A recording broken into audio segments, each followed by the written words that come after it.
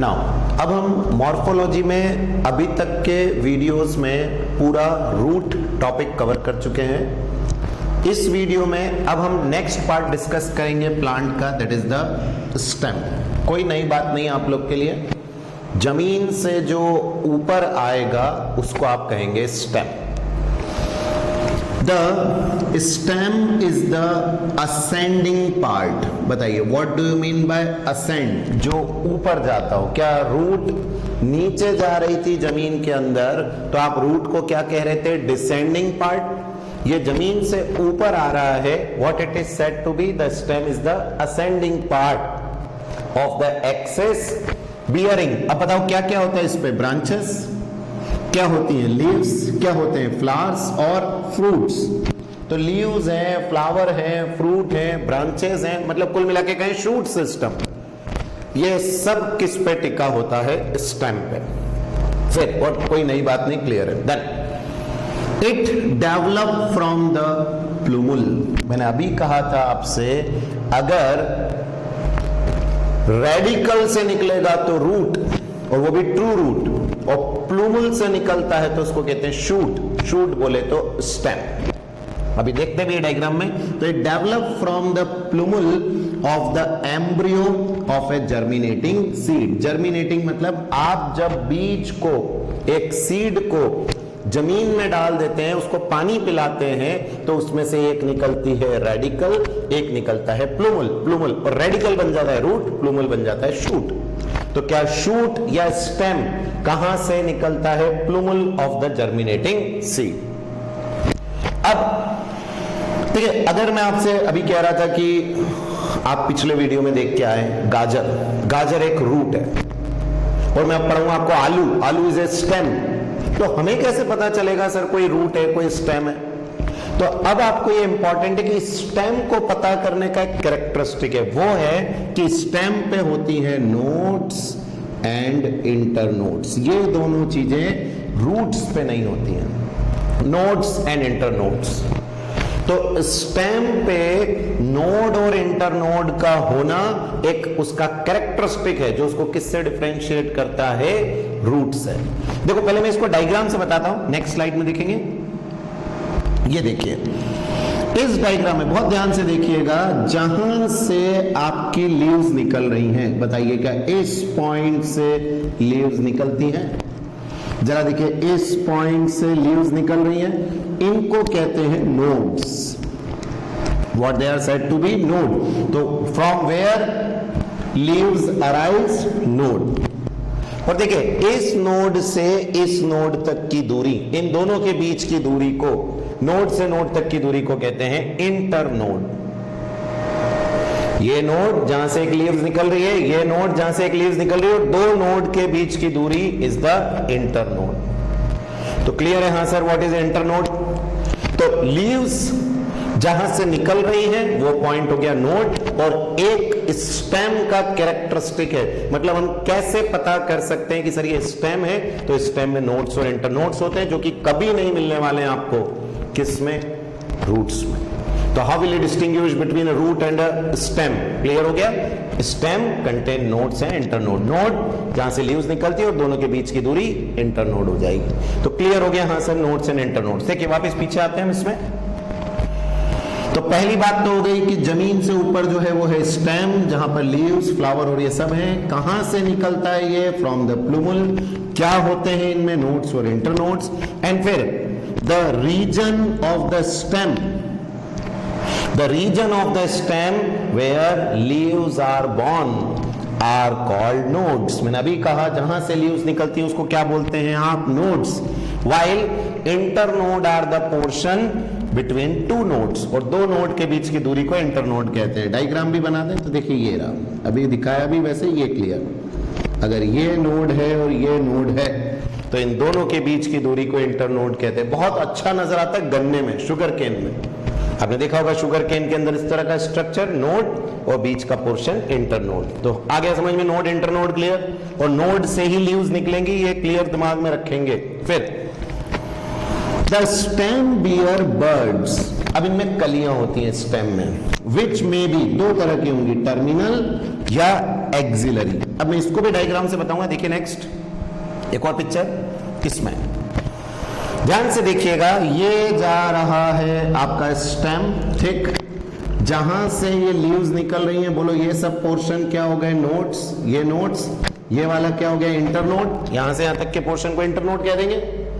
अब जहां स्टेम जाके खत्म हुई वहां पर अगर बर्ड है, देखो ऊपर बर्ड आ गई, then it is called terminal या apical. What do you mean by terminal? आखिरी में, ये सबसे आखिरी में जाके आए तो टर्मिनल बर्ड या अपाइकल बर्ड। अपाइकल आप समझते हैं ऊपर ही ऊपर। और दूसरा ये देखो स्टेम जा रही थी ऊपर और इधर निकल गई एक ब्रांच, इस मेन स्टेम और ब्रांच के बीच में अगर आए तो इसको हम क्या बोलते हैं, एक्सिलरी या लैटरल बर्ड। बट आप एक्सिलरी याद रखें, साइड वाइज।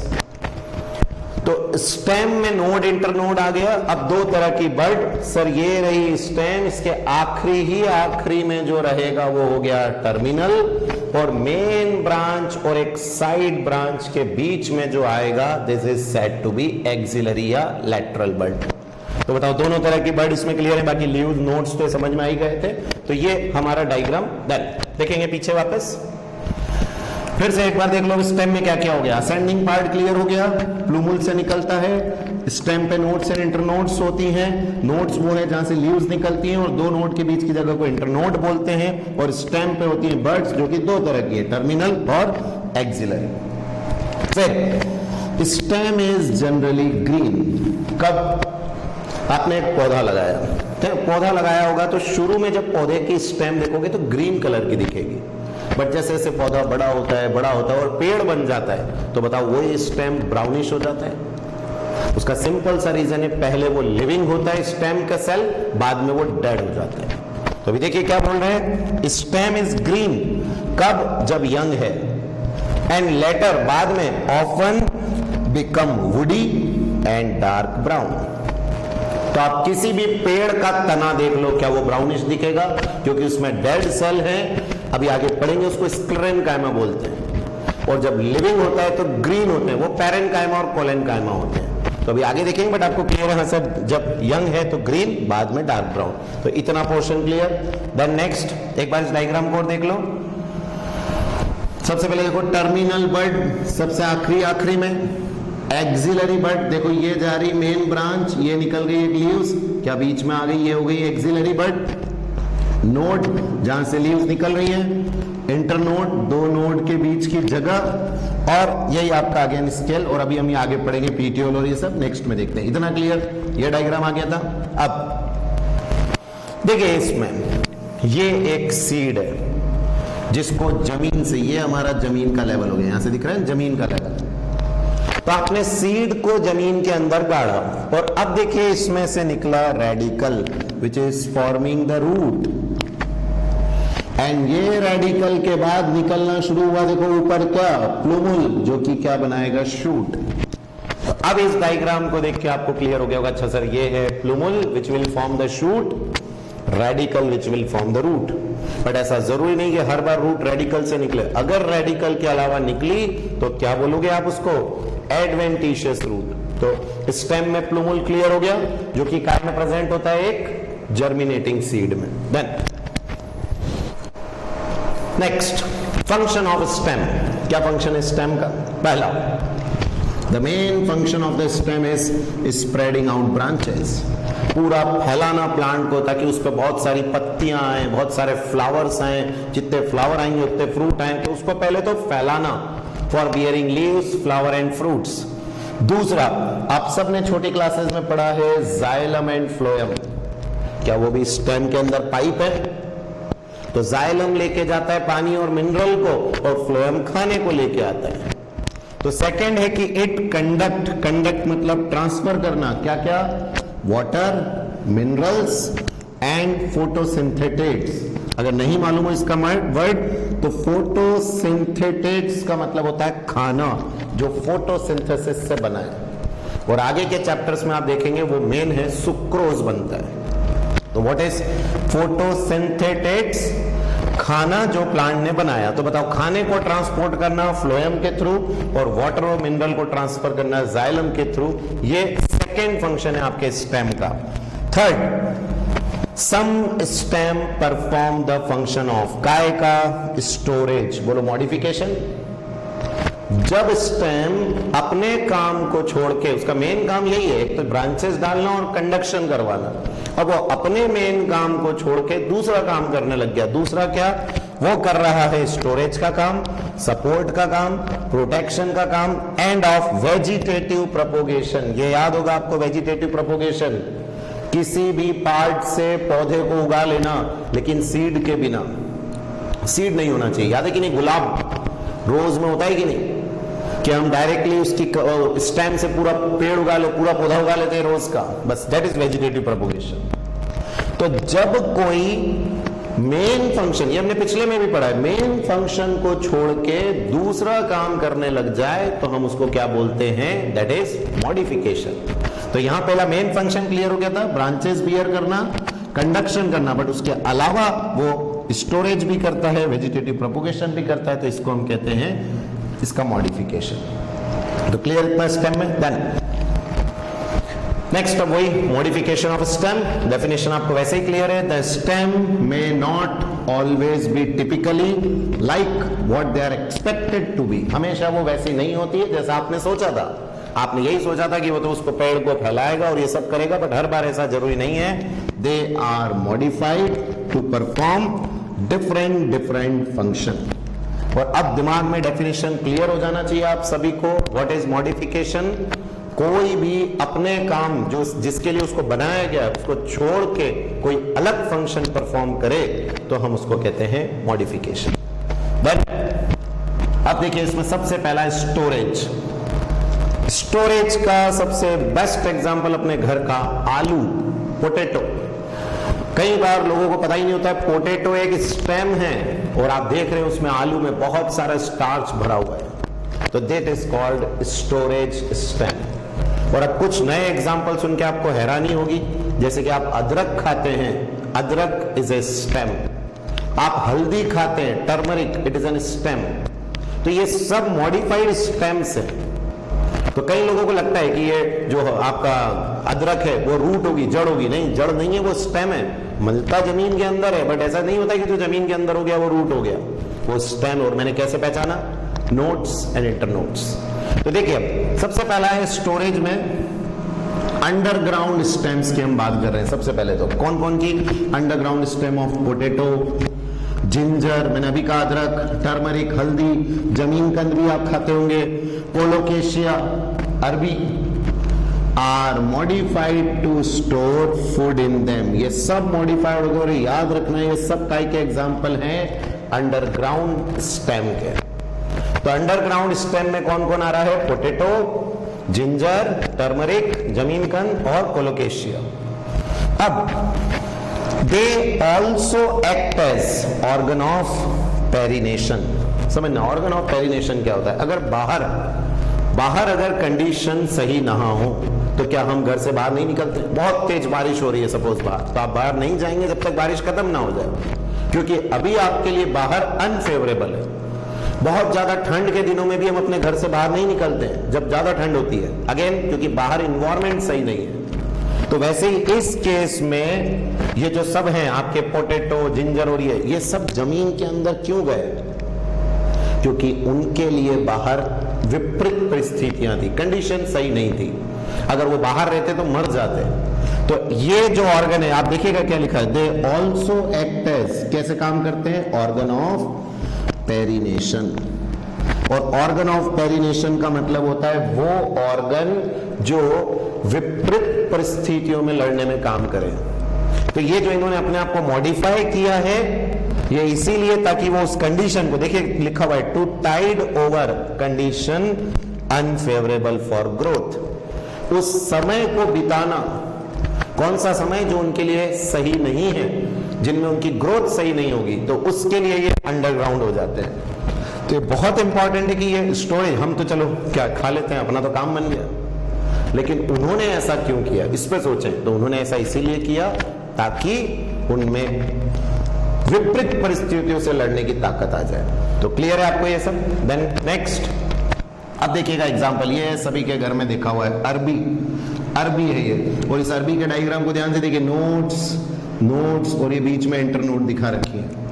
तो नोट्स इंटरनोड से पहचान गए कि हाँ सर ये एक स्टेम है, लेकिन ये जमीन के अंदर मिलता है, तो हम लोग कई बार खाते हैं इसको, दैट इज द कॉर्म, इसको बोलते कॉर्म है। ये सब 12th क्लास में आएगा, लेकिन आप अभी से याद रखें कोलोकेशन। जैसे अभी अपन आलू पढ़ेंगे ना, आलू को बोलते हैं ट्यूबर, TUBER, ट्यूबर। वैसे ही अरबी को क्या बोलते हैं, कॉर्म। तो कॉर्म जो कि किस में पाया जाता है, अरबी, दैट इज कोलोकेशिया। बाकी डायग्राम कुछ भी याद नहीं रखना आपको, सिर्फ ये याद रखें कॉर्म बोलते हैं इसको, विच इज कोलोकेशिया। और हिंदी में बात करें तो अरबी, जो हम घर में खाते हैं। क्या है ये, एक मॉडिफाइड स्टेम जो क्या कर रहा है, स्टोरेज ऑफ फूड। अब देखिए नेक्स्ट, ये रहा आपका जिंजर, और जिंजर में भी देखो लिखा रखा है इंटरनोड, यहां पर पूरा बर्ड, ये देखिए नोड्स, तो नोड और इंटरनोड होके स्टेम हो गया। तो ध्यान रखें ginger is again A stem. अभी बताओ अरबी को क्या नाम दिया आपने, कॉर्म, और अरबी हिंदी वर्ड है, आपको याद रखना है कोलोकेशिया। तो कोलोकेशिया में क्या होता है, कॉर्म, वैसे ही जिंजर और टर्मरिक दोनों को बोलते हैं राइजोम। जिंजर और टर्मरिक दोनों को क्या बोलोगे, rhizome. What is rhizome, it is an underground stem, काय के लिए, for the storage of food. तो नाम धीरे धीरे याद होंगे बट करने। नेक्स्ट ये देखिए, अब अगला आप जो देख पा रहे हैं, ये बताइए लहसुन और प्याज दोनों का है, और इन लहसुन और प्याज को बोलते हैं बल्ब। और लहसुन और प्याज में जो नीचे वाला हिस्सा होता है जिसको आप काट के फेंक देते हैं, यही स्टेम है, this is the modified stem. ये देखिए लिखा हुआ है नॉब लाइक स्टेम, ये नीचे स्टेम होती है इसमें। और ये जो अपन खाते हैं ये तो इसकी लीव्स है, प्याज में, लहसुन में जो हम खा रहे हैं वो तो उसकी लीव्स हैं, और लीव्स के नीचे जो आप काट के फेंक देते हैं ये होता है इसका स्टेम। तो इनको क्या बोलेंगे, बल्ब। तो याद रखें अनियन और गार्लिक को क्या बोलेंगे, bulb. What they are, modified stem. और ये रहा देखो राइजोम, ये रहा फिर से अदरक वाला। तो अदरक और टर्मरिक, राइजोम, और ये सब काय के एग्जांपल है, अंडरग्राउंड स्टोरेज स्टेम। देन ये देखिए नेक्स्ट, आलू, सब जमीन के अंदर है, और आलू का नाम दिस इज ट्यूबर। तो सबके नाम पता होंगे धीरे धीरे कि आलू को बोलते हैं ट्यूबर, टर्मरिक जिंजर को बोलते हैं राइजोम, कोलोकेशिया को बोलते हैं कॉर्म, और आपका अनियन और गार्लिक को बोलते हैं बल्ब। और ये सब स्टोरेज स्टेम है, मॉडिफाई कर लिया इन्होंने अपने आप को। डन। देखिए इसमें और आलू में बता रखा है stem tuber which is swollen underground stem tips. Birds होती है इनमें, कभी आपने सुना होगा ना आलू की आंखें। मैंने फिर कहा है, कोई भी हम जो पढ़ रहे हैं इतने सारे जिंजर और ये सब स्टेम है, जो कि इनमें क्या होती है, नोड्स और इंटरनोड्स। और जो आलू की नोड्स है उनको स्पेशली नाम देते हैं आईज। और अगर आपके घर में अभी आलू है तो आप उस पर थोड़ा सा पानी डाल के उसको रख दो, कल सुबह देखना उसमें से उग जाएगा वो, और जहां से वो उगेगा वही उसकी क्या है, आईज है, मतलब उसकी क्या है, बर्ड्स, जिनको नोड्स भी बोलते हैं। तो बर्ड्स नहीं रखे आप, नोट्स याद रखें, नीट के लिए इंपॉर्टेंट है। नोट्स आर द आईज जिस पे पानी डालने पे वो ग्रो कर जाता है। तो बोला आएगा समझ में। देन अब फर्स्ट हमारा पार्ट कंप्लीट, कौन सा, स्टेम। स्टेम का मॉडिफिकेशन, कौन सा मॉडिफिकेशन, कि stem is modified for storage. अब है क्लाइंबिंग स्टेम। क्लाइंबिंग को समझाने के लिए एक डायग्राम पहले ये देखिए, इस डायग्राम में अगर आप देख पा रहे हैं तो ये रहा कद्दू, और कद्दू की बेल होती है, बेल को चढ़ने के लिए दिख रही है ऐसे, ये टेंड्रिल्स, ये क्लाइंबिंग है। तो एक्चुअल में इसको चलने के लिए इसमें जो रस्सी जैसा बन जाता है गोल, अगले पिक्चर में एक और देखो, ये देखिए, ये आपको दिख रहे हैं, ये ऐसे ऐसे गोल गोल गोल गोल जो निकल जाते हैं, टेंड्रिल्स हम इनको बोलते हैं। और ये क्या काम करते हैं, क्लाइंबिंग, उसको चढ़ने में मदद करते हैं। तो क्लाइंबिंग क्लियर है, देखेंगे पीछे वापस। What is climbing stem, stem tendrils, ये जो मैंने अभी बताया था आपको, इस तरह के, they are tendrils, stem tendrils which develop from, ये इंपॉर्टेंट नीट के लिए, कौन सी बर्ड, एक्सिलरी। अभी पढ़ाया दो तरह की बर्ड होती है, टर्मिनल आखिरी में, और एक एक्सिलरी, मेन ब्रांच, और आपका एक तो मेन जा रहा है और एक साइड, उसके बीच में से जो निकल रही थी उसी से बनती है ये। आप एक फिर से देखो एक डायग्राम आगे वाला, ये देखिए इसमें ये जब निकलेंगे ना, मेन में नहीं निकलेंगे, ये ब्रांचेस ये यहां से निकल के आ रही है, ये सब यहीं से निकली हुई, ये देखिए ये। तो from what they develop, from axillary buds. तो पीछे आएंगे वापस, स्टेम टेंड्रिल्स जो हैं, जो कि कहां से डेवलप हुई हैं, from axillary buds, are slender and spirally, बोलो ये स्पाइरल है, spirally coiled and help plant to climb such as in, किस किस में मदद करती है, गॉड्स। और गॉड्स में कौन कौन है, कुकुम्बर सभी को मालूम है, ककड़ी, पंपकिन क्लियर है, वाटरमेलन, कद्दू, ये आपका तरबूज, इन सब की बेल होती है। एंड इन ग्रेप वाइन्स, अंगूर की भी बेल होती है। तो अंगूर की बेल है, कद्दू की है, आपके वाटरमेलन की है, इन सब में जो टेंड्रिल्स हैं वो और कुछ नहीं, एक्चुअल में स्टेम है। और उन्होंने अपने आप को ऐसा मॉडिफाई काई के लिए किया ताकि वो प्लांट क्लाइंब कर सके, ऊपर चढ़ सके। बेल है, बेल को चढ़ने के लिए चाहिएगा ना, ऐसा नहीं तो चढ़ेगा कैसे। तो they are said to be the climbing stem. तो एग्जांपल तो याद करनी है, प्लस ये याद रखें कि ये जो बनी है वो काय से बनी है, from which birds, axillary birds. तो क्लियर है ये। देन नेक्स्ट डायग्राम क्लियर है कद्दू का, इसको पीछे एक बार देखेंगे।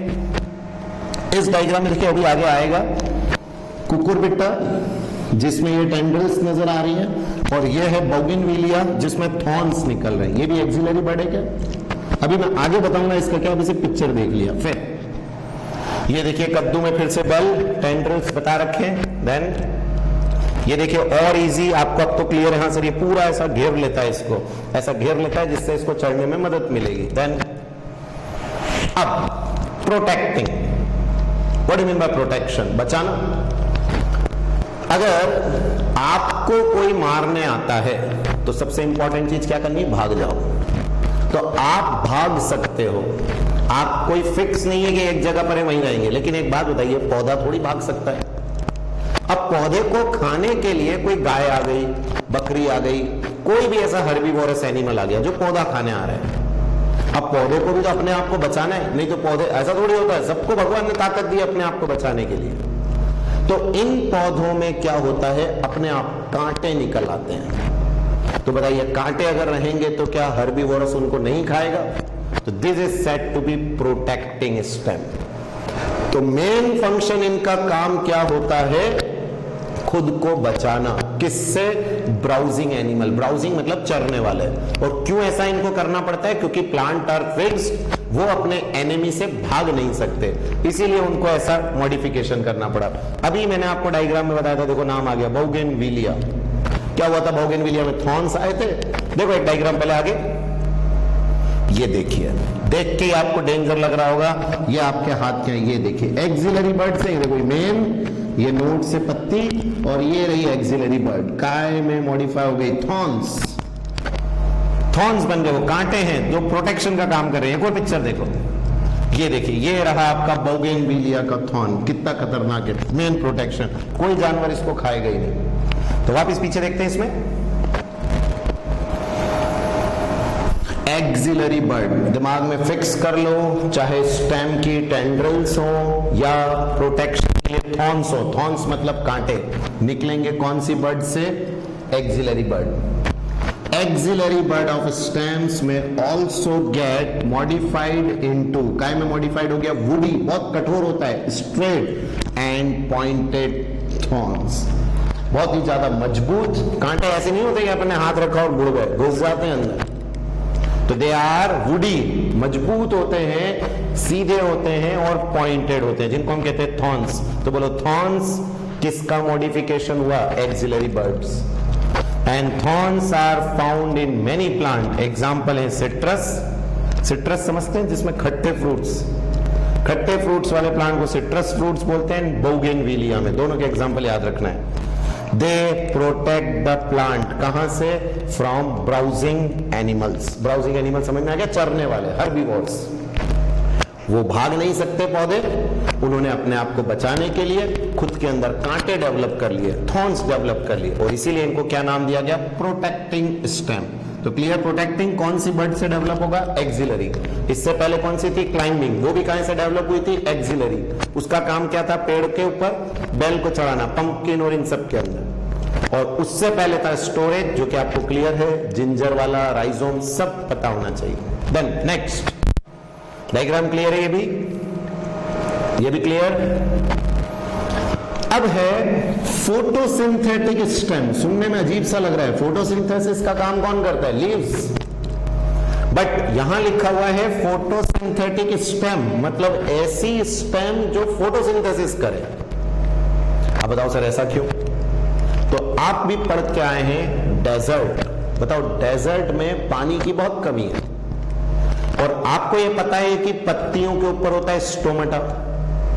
अब अगर डेजर्ट में स्टोमेटा हुआ तो बताओ, वो तो सारा पानी उड़ा देगा, क्योंकि जैसे ही स्टोमेटा खुलेगा पानी उड़ जाएगा, गर्मी बहुत है वहां पर। तो वहां मॉडिफिकेशन हुआ। क्या मॉडिफिकेशन हुआ? तो वहां पे जो लीव्स होती है वो हट जाती है। कैक्टस देखा है कि नहीं आपने? कैक्टस का पौधा, बताओ, उसके ऊपर जितनी भी लीव्स रहती है वो सब कांटे बन जाती है। अब लीव्स अगर कांटे बन गए तो फिर फोटोसिंथेसिस कौन करेगा? तो उसी के लिए स्टेम मॉडिफाइड हो जाता है। तो ये मेनली कौन से प्लांट्स के अंदर मिलेगा? जो डेजर्ट में पाए जाते हैं। देखो एक पिक्चर दिखाते हैं पहले आपको, ये देखिए, सबका फेमिलियर कैक्टस। ये जो ग्रीन पोर्शन आपको दिख रहा है ना, ये तो स्टेम है, और जो डॉट डॉट नजर आ रहे हैं ये सब कांटे हैं, ये लीव्स हैं। तो लीव्स ने अपने आप को कांटों में बदल लिया ताकि क्या कम हो? प्रोसेस ऑफ ट्रांसपिरेशन कम हो, पानी ना उड़े इसके अंदर से।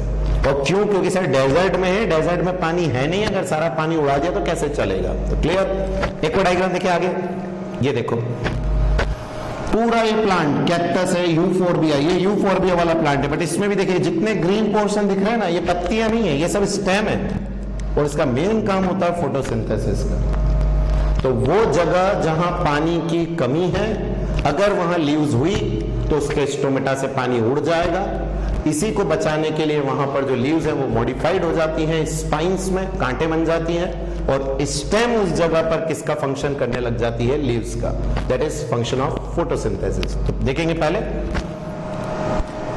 ये एक और डायग्राम है, पहले आते हैं अपन इसमें। Photosynthetic stem.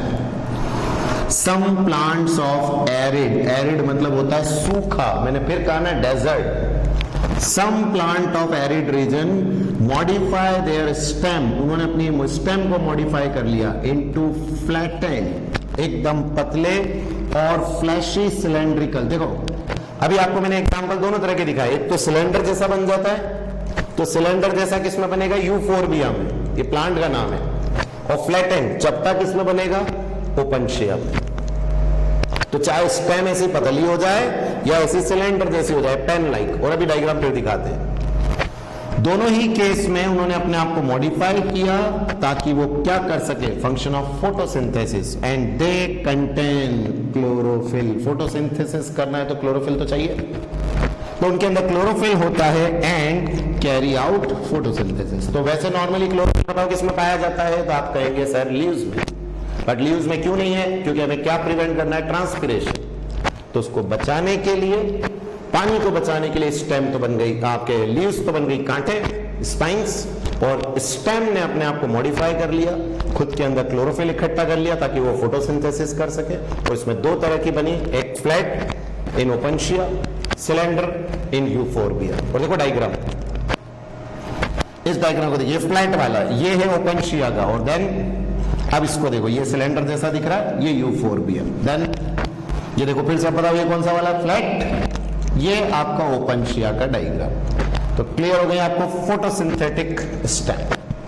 तो फोटोसिंथेटिक क्लियर है, क्लाइंबिंग क्लियर है, प्रोटेक्टिंग क्लियर है, स्टोरेज क्लियर है, और ये सब है मॉडिफिकेशन जिसमें स्टेम अपने काम को छोड़ के दूसरा काम कर रहा है। अब इसमें आगे आता है रनर। समझना रनर क्या है? Underground stem of some plant, जैसे कि ग्रास एंड स्ट्रॉबेरी। स्ट्रॉबेरी कोई नई बात नहीं आपके लिए। स्प्रेड टू न्यू नीच, नीच मतलब होती है नई जगह। कैसे फैलता वो नई जगह पर? And when older parts die new plants are form. अब आपको मैं क्या कहूंगा, इसमें से आपको मेन याद रखना है कि रनर का एग्जाम्पल कौन है? Grass and strawberry. अब इस बात को समझने के लिए देखो पहले एक डायग्राम। इस डायग्राम में क्या समझते हैं, ये रहा आपका एक प्लांट, सपोज ये स्ट्रॉबेरी का प्लांट है, लिखा भी है स्ट्रॉबेरी, इसी से ये स्टेम आगे गई, जमीन में टच हो जाती है स्टेम और यहां से नई स्ट्रॉबेरी, तो बताओ स्प्रेड टू न्यू नीच, नई जगह पर वो स्प्रेड हुआ, यहां नया पौधा उगा और ये अपने आप बीच में से कट हो जाता है, बताओ older part die, new plant arise. क्या एक तरह का वेजिटेटिव प्रोपोगेशन हो गया, स्टेम से नया पौधा बन के तैयार हुआ, ये इसमें कंसेप्ट है, दिस इज द रनर। तो स्ट्रॉबेरी में कौन काम करता है, रनर। फिर से डायग्राम देखो, ये रहा आपका, ये आपका क्या है, स्ट्रॉबेरी का प्लांट, इसमें से स्टेम गई, जमीन को टच किया और उसमें से नया पौधा निकल गया। The strawberry plants are connected by a runner, इन दोनों के बीच में ये जो इसको कहते हैं runner, which is a stem that grows across the top of the soil. फिर एक और डायग्राम देखिए आगे, ये देखिए स्ट्रॉबेरी में, फिर से आप देखिए ये डायग्राम में नजर आ रहा है, ये गया, ये आगे टच हुआ, फिर नया उग गया, फिर ये आगे टच होगा, फिर नया उग जाएगा, इस तरह से न्यू स्ट्रॉबेरी ग्रो करती चली जाएंगी। तो स्ट्रॉबेरी और ग्रास में भी आपने देखा है कि नहीं, गार्डन में एक जगह लगाते हैं, अपने आप को फैलती चली जाती, उसमें से स्टेम आगे गई, मुड़ी, जमीन को टच किया, फिर आगे गई, ऐसे स्टेम मॉडिफाई होता है। तो बताओ यहां स्टेम काय का काम कर रहा है, वेजिटेटिव प्रोपोगेशन का काम कर रहा है। तो अपन फिर से शुरू से आते हैं, देखिए रनर्स में, underground stem of some plant, जो कि है grass and strawberry, spread to new need, समझ में आ गया, आगे गई, and when older part die, नया प्लांट अपने आप बन गया, आगे आगे आगे फैलता चला जाता है। तो अभी तक वो सब काम कर रहे थे, कोई प्रोटेक्शन का, कोई क्लाइंबिंग का, कोई स्टोरेज का, बताओ ये काय का काम कर रहा है, वेजिटेटिव प्रोपोगेशन का, in strawberry and grass. Clear runner. Then देखिएगा नेक्स्ट, एक और एग्जांपल दिया हुआ रनर में, ये रहा एक प्लांट, ये देखिए इसकी स्टेम नीचे झुकी, ये देखिए पूरा झुक गया और यहां के बाद ये नया उग गया, तो इसको काट दो। अगर आपको जल्दी जल्दी करना है तो आप खुद काटो, नहीं तो वो अपने आप भी चला जाएगा। और इस प्रोसेस को कहते हैं लेयरिंग, ये एक मेथड भी है, हम जानबूझ के भी ऐसा करते हैं, नेचुरली तो हो ही रहा है, बट हम जल्दी जल्दी करने के लिए इसको जल्दी से झुका के जमीन में गाड़ देते हैं। तो बताओ यहां से नया उग जाता है, इसको काट देते हैं, फिर ऐसे इसको झुकाएंगे, फिर नया, तो जल्दी जल्दी उगते चले जाएंगे।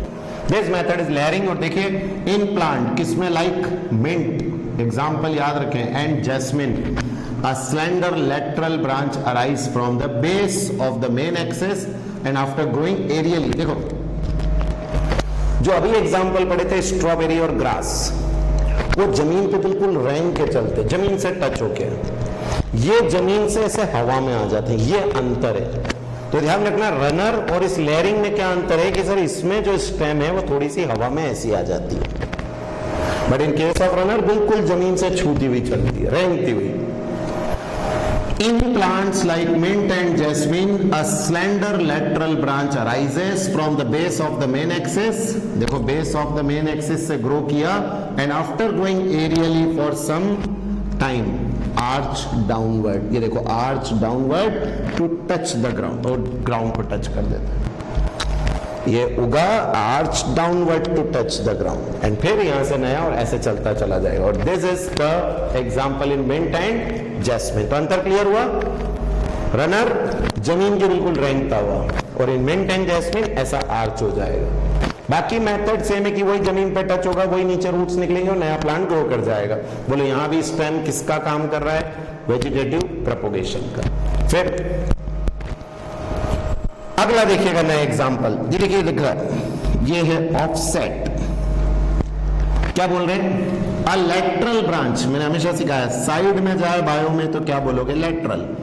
अ lateral branch with short internodes, nodes इनके बीच का पार्ट इंटरनोड्स, क्योंकि जहां से लीव्स निकलेंगे वो नोड्स, ये भी नोड्स। तो बताओ इस बीच वाले पोर्शन को इंटरनोड, तो इंटरनोड का ही नाम ऑफसेट दिया है क्या।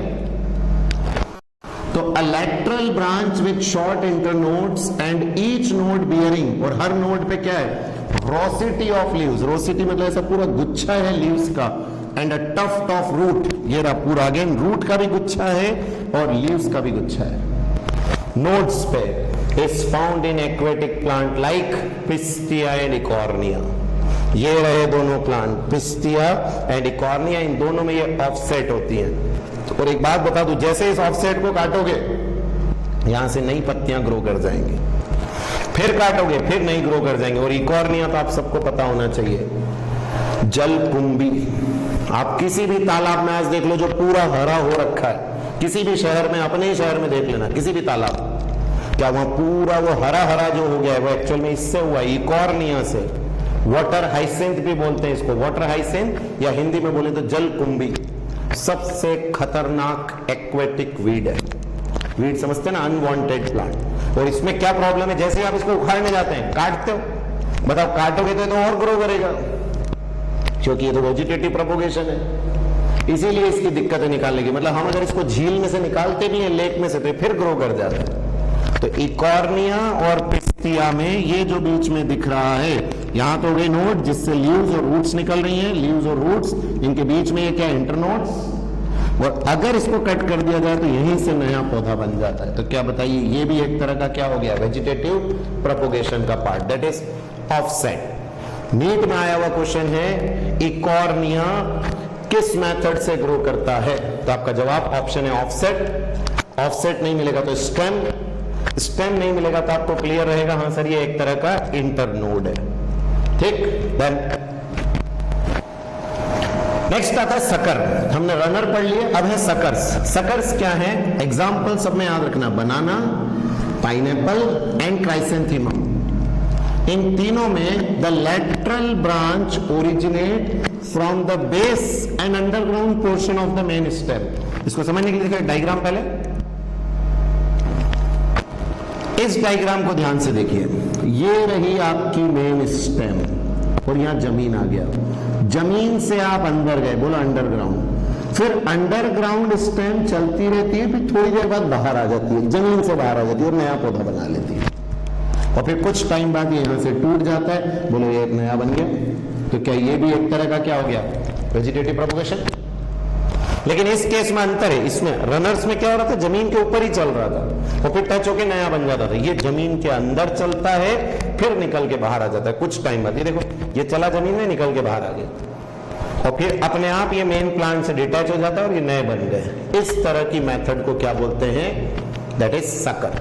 तो देखो वापस, बनाना में, पाइनएप्पल में और क्राइसेंथेमम में the lateral branch originate, lateral बोले तो साइड, कहां से ओरिजिनेट होती है? From the basal and underground portion of the main stem. ये जो आपका मेन स्टेम है, इसके अंडरग्राउंड पोर्शन से ऐसे निकलती है, ग्रो हॉरिजॉन्टली, थोड़ी देर तक चलती है बीनेथ द सॉइल, मिट्टी के अंदर, एंड देन कम आउट, और फिर बाहर आ जाती है ऑब्लिकली अपवर्ड। देखो ये निकली ऑब्लिकली अपवर्ड, ऐसी लाइन को oblique, obliquely upward, giving rise to leafy shoots, और यहां से नई शूट्स निकलने लग जाती है। ये हो गया। तो ये जो आपका मेन था, इसके अंडरग्राउंड से ये थोड़ा सा ग्रो करती है, बाहर निकलती है और ऐसी लीफी शूट्स बना देती है। और इस तरह की ग्रोथ को हम क्या बोलते हैं, that is sucker. Example banana, pineapple, chrysanthemum. Clear रहेगा? डायग्राम देख लो एक बार और। ये देखिए, ये आपका मेन स्टेम, ये गया और इधर से बाहर, and what it is, again vegetative propagation, pineapple, banana, chrysanthemum. तो ये क्लियर हो गया आपको यहां तक का हमारा स्टेम, स्टेम का modification, storage root, climbing roots, protecting roots, photosynthetic root and root shoot, sorry stem, and for vegetative propagation. तो पांचों फंक्शंस क्लियर हैं। ये टॉपिक कंप्लीट, स्टेम नोट करो।